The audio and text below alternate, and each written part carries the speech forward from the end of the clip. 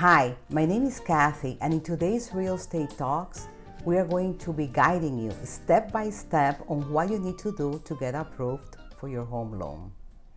And for that, I have invited Freddy Baez, one of our favorite lenders, and Freddy will be answering the most important questions buyers have when they know they need to get approved for a home loan. So let's go ahead and ask those questions and see what Freddy has to answer.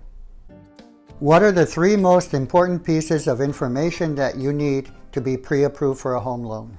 Hey guys, how's it going? Freddy Baez, your favorite lender here, coming at you with the first question, which basically is, what are the three most important pieces of information that you need to pre-qualify someone? So I like to call this the past, present, and the future. And you think about the number three, right? So we have the past, we also have the present, and we have the future. And what is the past? The past is your credit. What's your credit history like? What is your payment history like? When it comes to, have you had a home before? Is this the first time? What did that look like, right? So credit, making sure that your FICO is in a good position, right? So number two is the present, right? So past, present, future, this is the present. When it comes to how much you're going to put, like how much skin in the game, the bank is always going to be an investor. And as an investor, they're always going to gauge risk. They want to make sure that at the end of the day, they're going to be able to make some money on the money that they're lending. However, they don't want to necessarily lend all the money. They want you to have some skin in the game. So the present is your down payment. How much money can you put down towards the purchase? The people that put more money down generally get better terms. So that's always something that you want to keep in mind, right? And the third piece is the future. So past, present, and future, and now we're at the future. The future is how stability looks, right? When it comes to employment. So is this someone that has been jumping around for work for the last 2 years, right? Every single month. That makes them a little bit nervous because it's saying, well, man, they keep jumping around. I don't know if 6 months down the road they'll jump and then it fails and they can't pay their mortgage, right? So 2 years of stable income.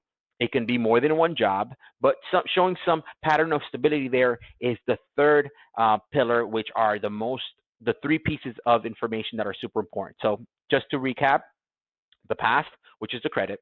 The present is how much money you're going to put down. In the future has to do with how stability looks moving forward. So we appreciate you. Thank you very much. Moving on to the next question.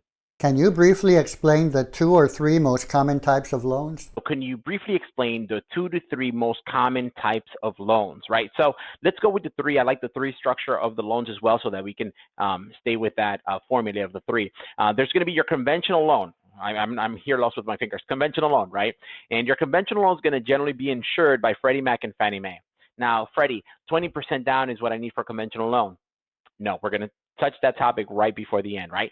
Then we have the FHA structure, which is guaranteed by the government, right? So there's some benefits that come to that in different credit requirements. And then the third piece is your VA loan, okay?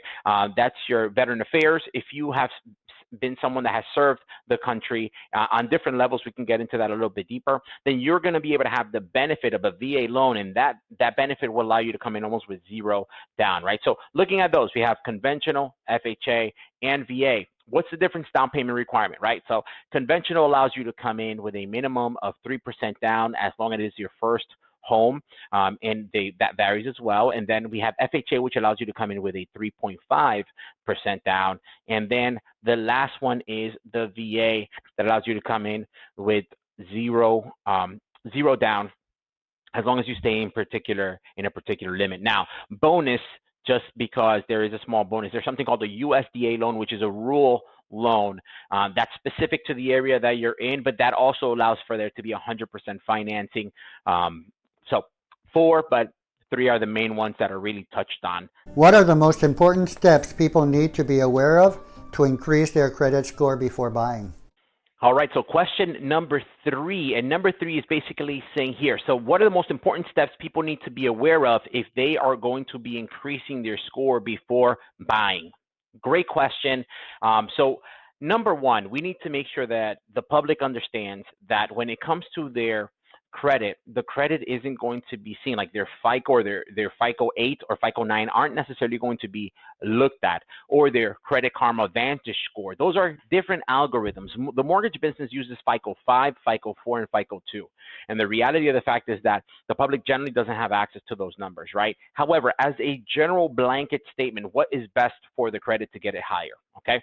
So keeping your liabilities on your credit to a 10% of the amount that you are available to borrow, it gives you the maximum benefit. 30% is another threshold. It's not going to give you the maximum benefit like 10%, but 30 is another number. So quick example, if you have available to you on 5 different credit cards, $10,000 available credit to you that you can use at any time, it would be great if you keep that overall credit there under $1,000. It doesn't have to be spread $200 a piece. It can be on one card. Overall, your credit is only using 10 or less percent, 9.9% of your actual available credit.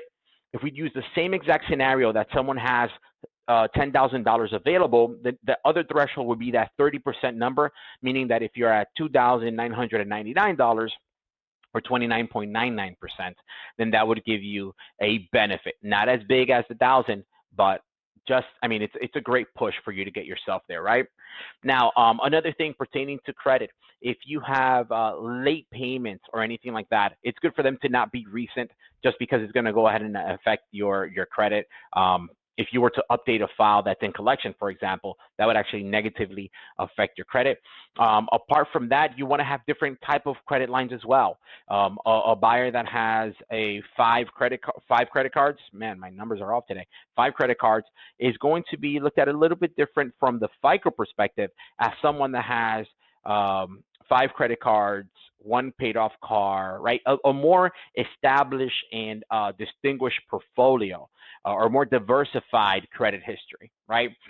So those are the main tips that I would go ahead and say are best for credit. I myself am not a credit expert, but when you do reach out to Cathy and myself, we do like to give you an overall idea of where you're at now, and if we can get you somewhere fairly soon so that you can also get yourself into the best terms possible, then we draw that out for you without necessarily having to hire a third party and paying them some money.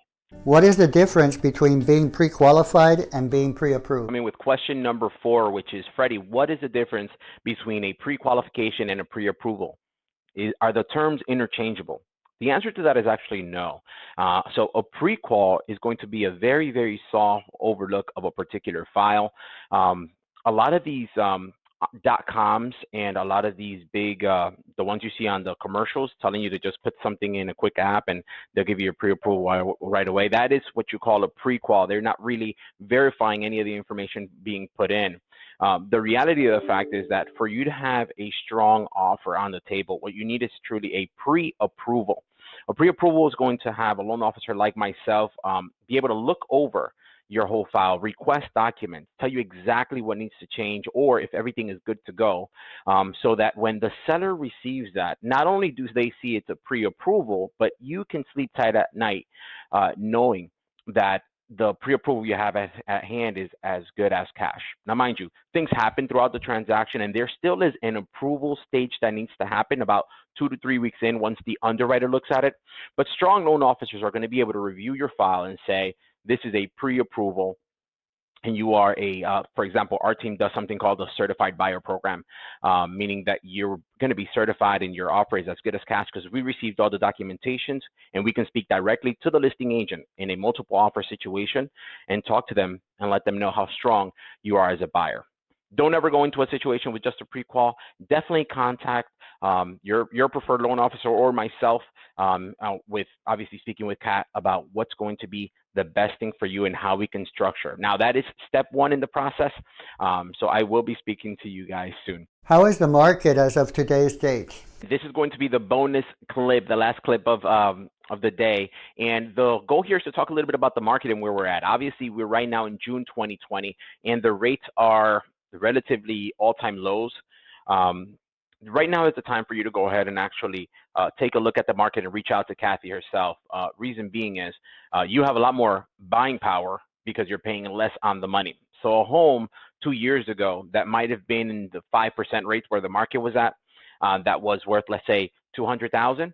that monthly payment was more money because you were paying more interest, right? So if you can get the same home at, let's say, relatively the same price for a very low rate, 2s or 3s, and you're saving yourself $200 a month apart from all of your interest savings in the long term, that would be kind of the best time for you to kind of get yourself into that situation. Now, all situations are individual, obviously, but for you to know if it's going to be best for you to make that move now, I really suggest you reach out to Cathy as soon as possible so that we can all take a look at your actual scenario, and then we can actually guide you through this process. As professionals, we kind of are wanting us to be just positioned beside you in this process. It's going to be ultimately your decision, but for us, it's super important to be able to sit down there, look at your financial vision, and try to guide you through those alleys. All right. So again, it's a pleasure. If you need absolutely anything, I'm Freddy Baez, your favorite lender, Vice President of Guaranteed Rate. So you guys have a good one. Freddy Baez's contact information can be found in the description below.